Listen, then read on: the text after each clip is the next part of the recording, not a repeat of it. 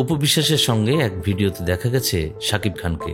মূলত সন্তান আবরাম খান জয়কে নিয়ে ঈদের ছুটিতে বেরিয়েছিলেন তারা। সে ভিডিও সামনে আসার পর শুরু হয়েছে নতুন গুঞ্জন। এমন গুঞ্জনের মধ্যেই শাকিব খানের আরেক সাবেক স্ত্রী বুবলি দিয়েছেন ফেসবুক স্ট্যাটাস। একটি ভিডিওতে দেখা যায় শাকিব খান মুখে মাস্ক পরে ছেলে আবরাম খান জয়কে সাথে করে একটি শপিং মল থেকে বের হচ্ছেন। একই রকমের মাস্ক পরা গাড়িতে উঠছেন, সঙ্গে রয়েছেন অপু বিশ্বাসও।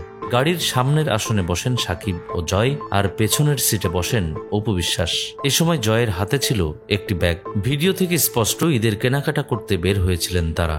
নতুন এই ভাইরাল ভিডিওটি উস্কে দিয়েছে পুরনো গুঞ্জনকে। তবে কি ফের এক হচ্ছেন শাকিব অপু?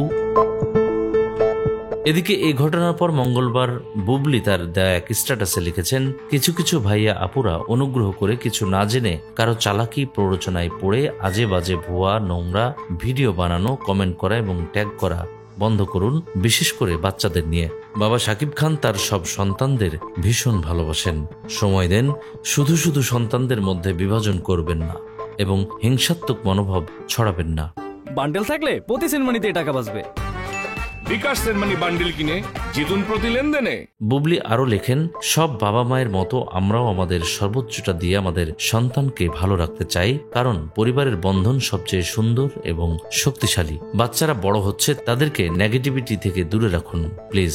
তবে শাকিব খানের একটি সূত্র বলছে, দুই সন্তানকেই শাকিব খান খুবই পছন্দ করেন। তাই আজ অপু বিশ্বাসের সঙ্গে দেখা গেলেও কাল হয়তো বুবলির সঙ্গেও দেখা যাবে। এর আগে যুক্তরাষ্ট্রে শাকিব খান ও অপু বিশ্বাসের একটি ভিডিও সামাজিক মাধ্যমে ছড়িয়ে পড়েছিল। সে সময় দুজনকে একসঙ্গে দেখা যায় শহরের বিভিন্ন স্থানে ঘুরতে। সঙ্গে ছিলেন আবরাম খান জয়।